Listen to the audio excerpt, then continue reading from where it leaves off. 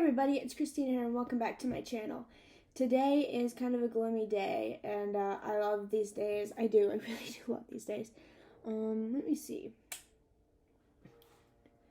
Today I think I'm just gonna go with that light being off. I don't honestly feel like turning it on. I just laid down my daughter for a nap and I'm waiting for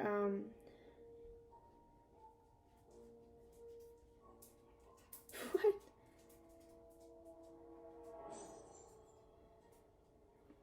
I'm waiting to get my Walmart pickup order. Excuse me.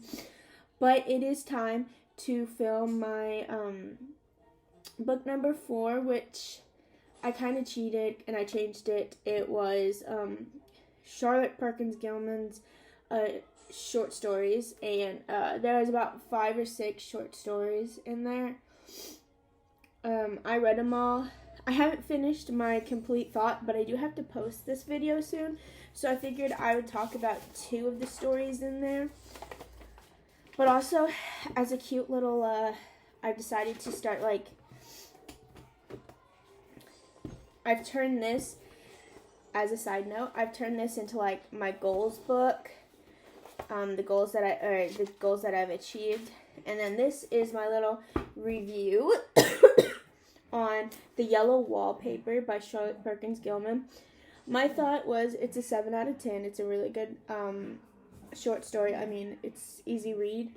Here's a synopsis. This is a short story that opens with a woman and her family moving into a rental. She begs her husband to move out of this room that has yellow wallpaper. For backstory, she just had a baby. She is suffering from postpartum depression. Slowly, she demonstrates her mind is entering psychosis. She starts thinking she sees a woman in the wallpaper and that the woman escapes and has to creep around. She stares... Hey, Archer, baby! Could you not? She stares all night at the wallpaper and even starts crawling around the floor, creeping herself. Her husband, Doctor, who keeps saying she isn't ill, faints in her path, bewildered at her behavior. The short story is all about being trapped. Well, women being trapped in a patriarchy. So, my synopsis was it's a dark and twisted novel where women are weak. A good short story, would recommend. And I did give it 7 out of 10 stars because it is a good read. It's an easy read. You don't really have to think too hard about what this could possibly mean. Knowing a little bit about Charlotte, though, also, she's a heavy feminist, and that's usually what she wrote about, was feminism and the oppression of women. So the next one, I liked the title, so that's why I chose it. Also, you're going to notice that this one says 1/18/23. That's because I read this at work, and that this one says 1/19.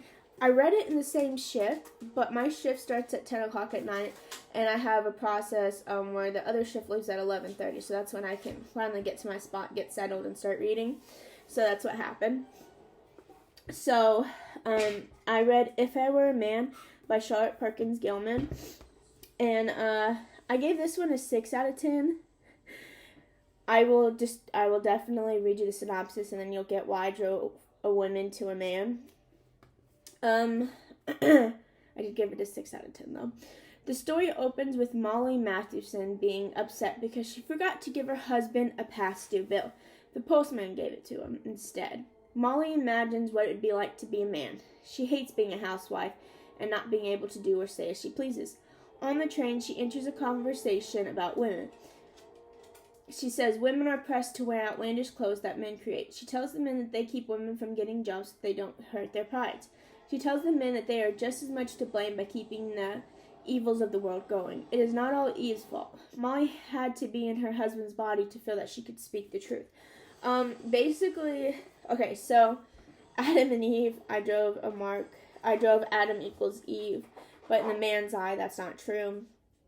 I said it's a short story that is an okay read. I would recommend, but, so she becomes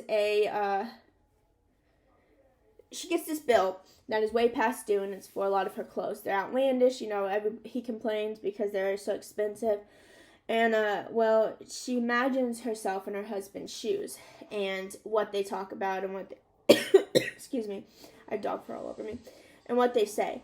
And so,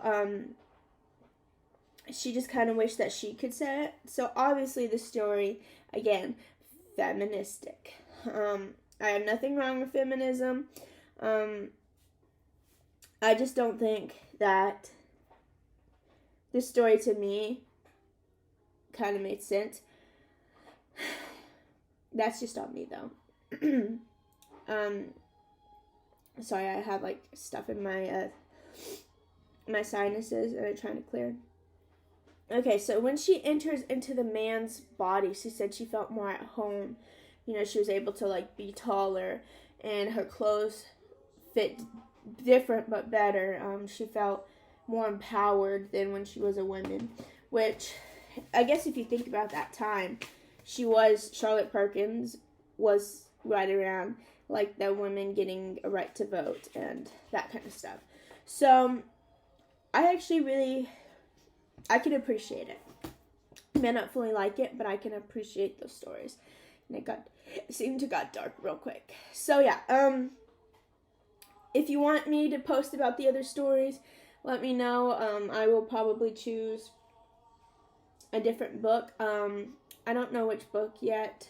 I might just go random down my book row and just pick one, because I have a bookcase there, two in my my mudroom, and then I have it lined along the windows.